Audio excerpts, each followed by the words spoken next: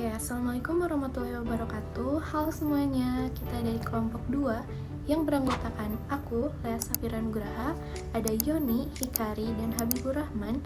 Di sini kita mau bahas mengenai analisis laporan keuangan Goto.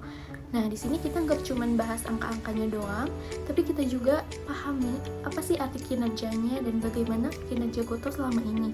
Mulai dari kenapa Goto sempat rugi besar, dan bagaimana kondisi keuangannya secara keseluruhan.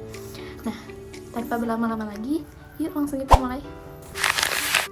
Nah, pertama-tama kita kenalan dulu nih sama Goto. Apa sih Goto itu? Nah, Goto adalah perusahaan ekosistem digital terbesar di Indonesia. Hasil merger antara Gojek dan Tokopedia yang menyediakan layanan transportasi yang biasa kita kenal sebagai Gojek, dan layanan e-commerce Tokopedia, serta layanan keuangan seperti Goto Financial. Bertujuan menjadi super app yang memberdayakan kemajuan ekonomi digital di tanah air dengan infrastruktur teknologi terintegrasi untuk mobilitas, pengiriman, dan transaksi. Oke, next kita bakalan bahas mengenai likuiditasnya ya. Baik, ini likuiditasnya dan hasil likuiditasnya pada tahun 2022 itu super aman. Tahun 2022 itu menunjukkan posisi likuiditas tertinggi dan paling konservatif dalam periode 3 tahun ini. Rasio sangat tinggi, current rasionya 207,2%, quick rasionya 206,8%, dan puncaknya cash rasio 352%. Implikasi likuiditas, perusahaan memiliki kas dan setara kas yang dapat menutupi seluruh utang lancar hingga 3,5 kali lipat. Peringatan manajemen, meskipun sangat aman, cash ratio yang ekstrim tinggi dapat mengindikasikan adanya kelebihan uang tunai yang tidak dimanfaatkan secara optimal untuk investasi yang lebih produktif. Jadi perusahaan berada dalam kondisi super liquid dengan margin keamanan risiko jangka pendek yang sangat besar. Tahun 2023, periode penurunan. Tahun 2023 dicirikan oleh penurunan substansial dan pada semua rasio dibandingkan tahun sebelumnya.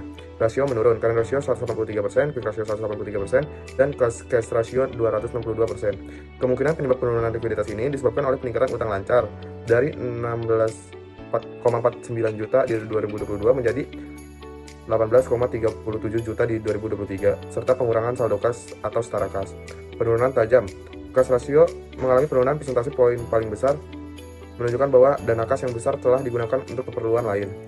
Meskipun terjadi penurunan, likuiditas masih tergolong sehat, tetapi margin keamanan menjadi lebih ketat dibandingkan tahun 2022. Selanjutnya tahun 2024. Tahun 2024 menunjukkan pemulihan signifikan pada semua rasio, mengembalikan likuiditas ke level yang mendekati 2022. Rasio membaik, current rasionya 206%, quick rasionya 205%, dan cash rasionya 286%. Faktor pendorongnya, peningkatan rasio ini utamanya didorong oleh pengurangan signifikan utang lancar, turun dari 18,37 juta di 2023 menjadi 12,80 juta di 2024. Kondisi akhirnya, perusahaan berhasil membersihkan utang jangka pendeknya, memulihkan margin likuiditasnya. Perusahaan berhasil memperkuat kembali neraca keuangan dan kembali ke posisi likuiditas yang sangat kuat, menunjukkan kemampuan manajemen utang yang baik. Selanjutnya, solvabilitas. Pada tahun 2022 merupakan tahun dengan posisi solvabilitas terkuat yang didukung oleh penggunaan utang yang sangat rendah. Total debt ke total aset rasio senilai 12%, sangat rendah, menunjukkan hanya 12% dari total aset didanai oleh utang, sisanya oleh modal sendiri. Debt equity rasionya 13%, utang hanya 13% dari modal sendiri, mengindikasikan struktur permodalan yang sangat didominasi oleh modal sendiri. Time interest earned ratio senilai minus 13.025%. Nilai negatif yang ekstrim menunjukkan kerugian operasional pada tahun 2022. EBIT negatifnya senilai 30.399.428 Rp1.000, sehingga perusahaan tidak mampu menutupi beban bunga dari laba operasional. Kesimpulan tahun 2022, meskipun perusahaan menghadapi kerugian operasional, masalah profitabilitas, struktur utang jangka panjangnya sangat aman dan didominasi oleh modal sendiri. Selanjutnya, tahun 2023, peningkatan rasio. Tahun 2023 menunjukkan peningkatan signifikan dalam rasio utang, yang mengindikasikan perusahaan mulai menggunakan lebih banyak leverage atau terjadi penurunan tajam pada total aset. Total debt to total aset rasio naik tajam menjadi 34% dari 12% di tahun 2022. Ini menyiratkan perusahaan meningkatkan porsi utang dalam pendanaan aset. Debt equity rasionya naik menjadi 3%. Time interest earned rasionya atau time mencapai 2.783%. Perbaikan drastis dibandingkan 2022, laba operasional jauh melebihi beban bunga, menandakan kemampuan bayar bunga yang luar biasa kuat. Long term debt equity ratio meningkat dari 4% menjadi 16%. Peningkatan porsi utang jangka panjang dibandingkan modal sendiri. Kesimpulan tahun 2023, perusahaan mengambil lebih banyak utang, meningkatkan rasio risiko, tetapi profitabilitasnya membaik secara signifikan sehingga mampu menutup beban bunga dengan margin yang sangat besar. Di tahun 2024, solvabilitas moderat. Tahun 2024 menunjukkan sedikit perbaikan dalam rasio utang dibandingkan 2023, namun terjadi penurunan tajam lagi pada profitabilitas. Total debt to total asset ratio turun menjadi 30% dari 34% di tahun 2023, menunjukkan perusahaan telah mengurangi total utang dan atau total aset. Debt equity rasionya kembali ke 13%. Ini menunjukkan utang kembali dikelola pada tingkat yang rendah relatif terhadap modal sendiri. Time interest earned ratio atau TAI kembali menjadi negatif. Seperti pada 2022, laba sebelum pajak dan bunga kembali negatif, menandakan perusahaan tidak mampu menutupi beban bunga dan laba operasional lagi. Kesimpulan tahun 2024, meskipun risiko utang telah sedikit menurun, penurunan profitabilitas operasional hingga negatif berarti perusahaan kembali mengalami kesulitan mendasar dalam menghasilkan laba yang cukup untuk membayar bunga utang. Baik, di sini saya akan menjelaskan analisis kinerja rentabilitas dari perusahaan Gotoh tahun 2022 hingga 2024. Yang pertama yaitu pertumbuhan penjualan dan efisiensi biaya pokok. Perusahaan mencatat pertumbuhan penjualan yang positif dan berkelanjutan selama 3 tahun terakhir, dimulai dari sekitar 11,34 triliun hingga 15,89 triliun di tahun 2024. Efisiensi dalam mengelola biaya pokok penjualan diukur melalui gross profit margin atau GPM, menunjukkan kenaikan drastis di pertengahan periode. GPM berada di angka 51,71% pada 2022, melonjak tajam sampai 65,55% pada tahun 2023, sebelum kemudian sedikit menurun kembali 53,36% pada tahun 2024. Meskipun ada penurunan di tahun 2024, efisiensi GPM masih lebih baik dibanding tahun 2022. Yang kedua yaitu pemulihan kinerja operasional. Meskipun perusahaan terus merugi pada tingkat operasional di sepanjang periode, tren kerugian tersebut menunjukkan perbaikan yang luar biasa dan konsisten. Rasio operating profit margin atau OPM yang mengukur laba sebelum bunga dan pajak relatif terhadap penjualan mengalami defisit sangat besar sebesar minus 267,24% pada tahun 2022. Defisit ini kemudian membaik menjadi minus 69,52% pada tahun 2023. Puncaknya pada tahun 2024 kerugian operasional hampir teratasi dengan OPM membaik drastis menjadi hanya minus 14,10%. Yang ketiga yaitu volatilitas dan pemulihan laba bersih. Kinerja laba bersih yang diukur melalui net profit margin dan return on equity menunjukkan fluktuasi ekstrim di tahun 2023, sebelum menunjukkan pemulihan yang sangat kuat di tahun 2024. NPM berada di posisi kerugian minus 357,25% pada tahun 2022. Secara mengejutkan, kerugian bersih memburuk tajam pada 2023 dengan NPM hingga minus 612,99%. Return on equity mengikuti tren yang sama, memburuk dari minus 16,17% menjadi minus 35,68%. Kerugian tajam ini mengindikasikan adanya beban non-operasional atau kerugian luar biasa yang sangat besar pada tahun 2023. Namun pada tahun 2024, perusahaan menunjukkan pemulihan terkuat dalam kinerja laba bersih. Kerugian NPM berkurang drastis menjadi minus 33,19% dan kerugian return on equity hampir nol, yaitu minus 2,7%. Secara keseluruhan, meskipun perusahaan belum mencapai profitabilitas penuh, masih mencatat kerugian bersih, data 2024 menunjukkan perbaikan fundamental yang signifikan pada efisiensi operasional dan kemampuan manajemen untuk mengendalikan beban non-operasional, meletakkan dasar kuat menuju titik impas di masa depan. Oke, selanjutnya kita masuk ke rasio aktivitas. Dalam rasio aktivitas terdapat 4 komponen yang perlu dihitung, yaitu perputaran aset tetap dengan rumus penjualan itu dibagi total aset tetap. Kemudian nomor 2 perputaran total aset, yaitu dari penjualan itu dibagi total aset, yaitu terus selanjutnya ada nomor 3 receivable turnover, itu hasil dari penjualan kredit dibagi piutang rata-rata. Kemudian ada average collection period, hasil dari piutang rata-rata dibagi penjualan kredit selama 360 hari. Selanjutnya ada perputaran persediaan, harga pokok penjualan dibagi persediaan, dan kemudian yang terakhir ada average days inventory. Itu untuk rumusnya yaitu inventory rata-rata dikali 360 hari dibagi harga pokok penjualan. Nah, karena perusahaan Gotoh ini tidak ada harga pokok penjualan dan tidak ada penjualan kredit, maka di rasio aktivitas ada beberapa yang tidak kami isi. Jadi yang kami isi hanya yang terdapat yang hanya ada pada laporan keuangan Gotoh itu. Jadi di sini kita bisa lihat untuk tahun 2022 dan 2023 dan 2024 3 tahun terakhir terdapat peningkatan pada perputaran aset tetap dan perputaran total aset. Jadi untuk tahun 2022 sendiri untuk perputaran aset tetap yaitu menyentuh 10,81% di tahun 2022, dan kemudian di tahun 2023 menyentuh 72,19%, dan terakhir 2024 menyentuh 94,22%. Hal tersebut terjadi peningkatan efisiensi yang luar biasa selama 3 tahun terakhir. Dan hal tersebut terjadi karena ada beberapa penyebab, ada beberapa faktor. Yang pertama bisa dari penjualan meningkat yang signifikan, kemudian investasi aset tetap berkurang atau tidak bertambah, kemudian terjadi optimalisasi penggunaan mesin, peralatan, dan fasilitas. Jadi perusahaan sangat efisien memanfaatkan aset tetap, aset yang dimiliki mampu menghasilkan penjualan yang jauh lebih besar dari tahun ke tahun. Dan kemudian ada perputaran total aset. Di tahun 2022, perputaran total aset menyentuh 8,15%, kemudian di tahun 2023 menyentuh 27,33%, 2024 menyentuh 36,79%. Hal tersebut juga terjadi peningkatan dari rasio tersebut. Hal tersebut terjadi karena ada beberapa faktor juga. Yang pertama, ini menunjukkan kemampuan perusahaan menghasilkan omset dari total aset itu terus membaik. Kemudian total aset kemungkinan tidak bertambah signifikan, tapi penjualan meningkat, sehingga perusahaan semakin mampu memaksimalkan seluruh aset yang mereka miliki untuk menghasilkan penjualan.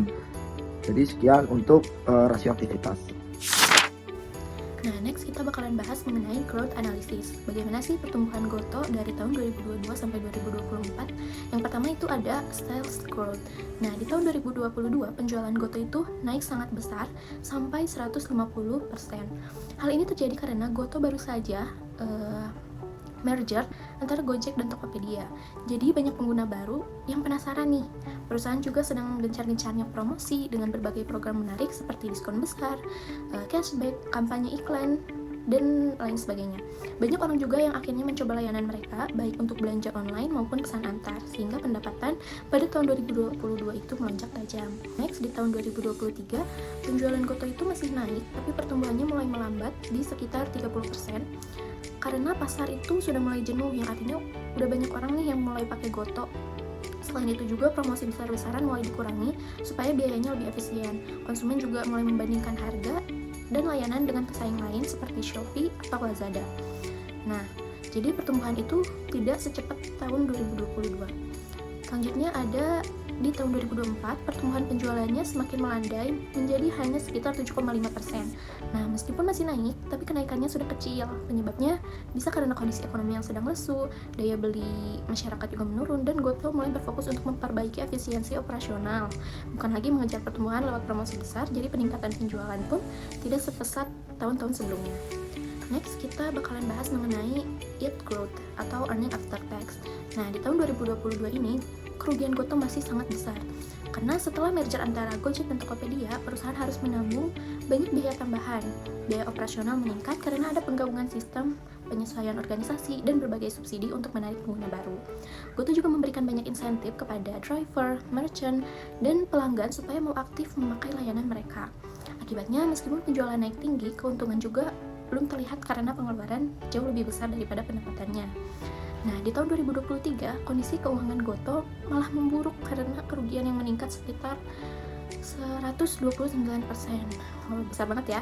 Nah, perusahaan masih kesulitan menekan biaya operasional karena proses integrasi dan efisiensi belum berjalan maksimal. Di sisi lain, kondisi pasar saham saat itu juga sedang tidak stabil, membuat nilai saham Goto turun dan investor menjadi lebih berhati-hati. Selain itu, persaingan di sektor e-commerce dan transportasi online masih sangat ketat. Jadi, Goto belum bisa menaikkan margin keseluruhannya. Namun di tahun 2024 keadaan mulai membaik. Kerugian Goto berkurang drastis, turun hingga sekitar 94%. Artinya, perusahaan mulai pulih dan lebih efisien.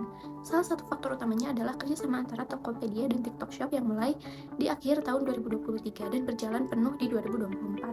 Nah, kolaborasi ini membawa banyak keuntungan karena pengguna TikTok bisa langsung belanja lewat video tanpa harus keluar dari aplikasi yang biasanya kita kenal sebagai keranjang kuning. Nah, fitur Shop Now ini membuat transaksi meningkat tajam di Tokopedia. Sementara biaya promosi tidak sebesar dulu, Goto juga mulai lebih fokus pada penghematan, restrukturisasi, dan strategi bisnis yang lebih terarah, sehingga pengeluaran bisa ditekan. Oke, next kita move ke EPS growth atau earning after tax. Nah, di tahun 2022 ini, Goto masih mengalami kerugian besar setelah proses merger antara Gojek dan Tokopedia. Biaya operasional melonjak karena banyak pengeluaran untuk promosi, insentif, dan lain sebagainya yang tadi kita udah bahas. Nah, meskipun pendapatan meningkat pesat akibat promosi besar-besaran, jumlah pengeluaran jauh lebih tinggi daripada pemasukan.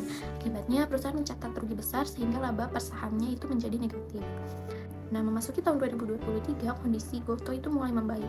Goto mulai melakukan langkah efisiensi untuk mengurangi beban keuangan seperti pengeluaran pengurangan jumlah karyawan, pengendalian biaya operasional, dan restrukturisasi bisnis agar lebih fokus pada unit usaha yang menguntungkan. Karena pengeluaran berhasil ditekan, kerugian perusahaan ini berkurang cukup signifikan. Hal ini membuat EPS meningkat tajam dibanding tahun sebelumnya, walaupun Gotoh masih belum menghasilkan laba positif. Tren ini menunjukkan tanda-tanda pemulihan dan arah yang lebih sehat bagi keuangan.